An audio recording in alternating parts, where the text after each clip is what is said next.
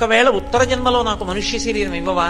నాకేం బెంగలేదు శివ, నాకు మనుష్య శరీరమే ఇమ్మని నేను అడగను. దేవత్వం, నన్ను ఏదో ఒక దేవతా పదవిలో కూర్చోపెట్టు అని కూడా నేను అడగను. ఒకవేళ నువ్వు కూర్చోపెట్టావు అనుకో, నాకేం అభ్యంతరం లేదు. నరత్వం, దేవత్వం, నగవన మృగత్వం, నన్ను ఒక కొండని చెయ్యి, నాకు అభ్యంతరం లేదు. వన, నన్ను ఒక పెద్ద అరణ్యాన్ని చెయ్యి, నాకు అభ్యంతరం లేదు. నన్ను ఒక మృగాన్ని చెయ్యి, నాకు అభ్యంతరం లేదు. ఆఖరికి నన్ను దోమం చెయ్యి, నాకేం అభ్యంతరం లేదు. పశుత్వం, నన్ను ఒక పశువుని చెయ్యి, పాశముల చేత కట్టబడిన దానిని చెయ్యి, నాకు అభ్యంతరం లేదు. కీటత్వం, నన్ను పురుగుని చెయ్యి, నాకు అభ్యంతరం లేదు. ఎందుకు అభ్యంతరం లేదంటే ఇవన్నీ శరీరాలు కదా శంకర.